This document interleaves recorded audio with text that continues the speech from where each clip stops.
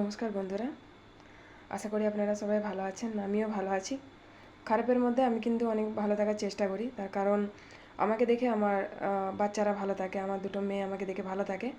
তাহলে আমার কোনো অধিকার নেই তাদেরকে কষ্ট দেওয়ার বা খারাপ তারা যেন থাকে। আমিও চাই যাতে ওদের মুখে হাসি থাকে। তো জানি না কেন এই পুরো বছরটা 2025 সালে জানুয়ারি থেকে কি সমস্যা শুরু হয়েছে। ওই জানুয়ারির প্রথম দিনে মেয়ের হাত ভাঙা থেকে শুরু করে আজ অবধি কিছু একটা সমস্যা লেগেই আছে। তো এর মাঝে কী হয়েছে, পুজোতে যারা এসছে এবছর তারা আমাকে দেখে বলছে যে আমার নাকি মানে চুলটা কেটে দিয়েছি, ওটার জন্য বলছে আমার নাকি স্টাইল বেড়ে গেছে।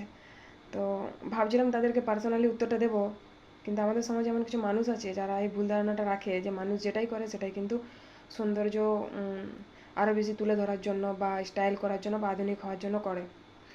এমনটা কিন্তু নয়। তার কারণ আজ থেকে গত 5 মাস আগে আমার বাঁ দিকের নাকে একটা খুব মেজর সার্জারি হয়েছিল, যেখানে আমার ঠোঁটের মধ্যে 6টা স্টিচ ছিল, নাকের ভেতরে 2টো স্টিচ ছিল। আর খুব দুর্ভাগ্যবশত একটা স্টিচ কিন্তু ছিঁড়ে যাওয়ার জন্য আবার সেকেন্ড টাইম সেটাতে স্টিচ করতে হয়েছিল। তো আমাকে আমার যিনি অপারেশন করেছেন উনি আমাকে বলেছিলেন যে আপনি চুল একদম ছোট করে দেবেন কানের উপরে।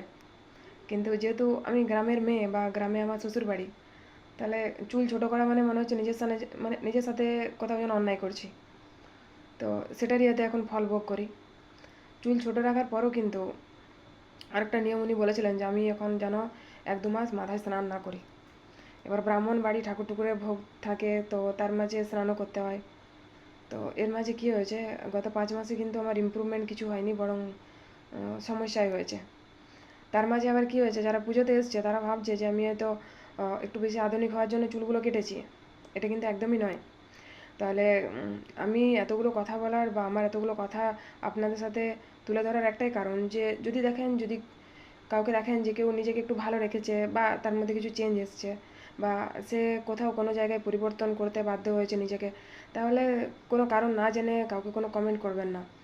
তার কারণ সবসময় আমাদের আধুনিক হওয়ার জন্য যে আমরা চুল কাটি বা আধুনিক হওয়ার জন্যই যে আমরা নিজেকে ভালো রাখি, এমনটা কিন্তু নয়।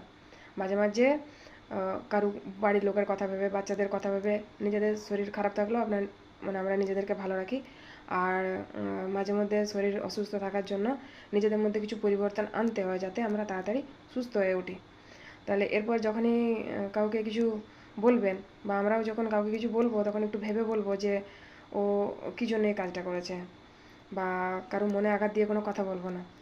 তার কারণ আমাকে যখন এটা বলা হয়েছিল যে তুমি এখন অনেক আধুনিক হয়ে গেছো, তো আমি ওনাকে বলতেই পারতাম যে না, এরকম কোনো ব্যাপার নেই, আমার একটা বড় অপারেশনের জন্য চুলগুলো কাটা হয়েছে।